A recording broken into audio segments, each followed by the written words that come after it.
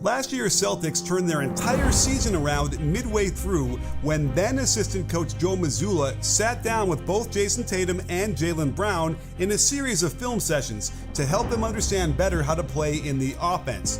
The results were night and day compared to the start of the season, and the biggest difference was the amount of passing.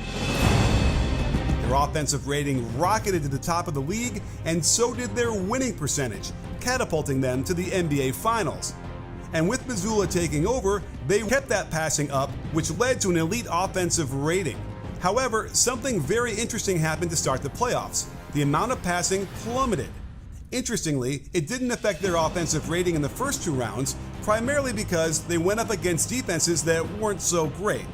But when they hit the brick wall of the Miami Heat defense as designed by Erik Spoelstra, well, it goes a long way towards explaining why the Celtics are on the verge of being swept by the same team they eliminated in 7 games last year.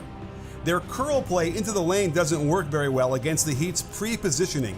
With Zeller standing at the free throw line, Butler knows he can gamble and reach in to bother Jaylen Brown's dribble as he rushes the contested shot and doesn't hit Brogdon wide open in the corner.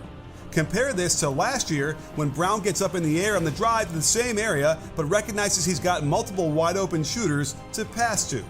Again, the curl into the lane isn't going to work, so they're forced to flow into a pick and roll. That's fine, and Brown has had success elevating over Gabe Vincent for mid-range shots, but he doesn't look comfortable as wide open teammates look on.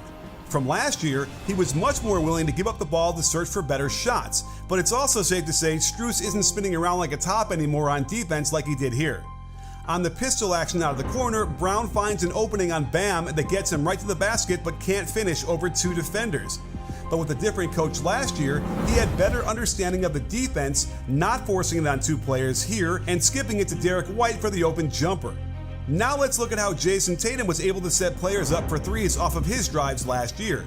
They initially tried to get Duncan Robinson on him, and Butler gets caught reaching in on the crossover, leading to a deep drive and a smart kick out for the open look in the corner. Another good example of Tatum targeting the weak link in the defense, check the spacing of the help and where they are in relation to their own men. There's enough room to collapse the entire defense, and he pivots to find Peyton Pritchard all by himself behind the arc. This year is a whole different defensive strategy from the Heat in order to stop Tatum. They want to attack Kevin Love with a pick and roll and force a switch, but they'll not only chase him with Butler, but notice how Bam sinks in off of Smart and Max Strus shows to take away the roll to Horford. It gets them a kick to the corner, but White can't hit. The Celtics simply aren't doing enough of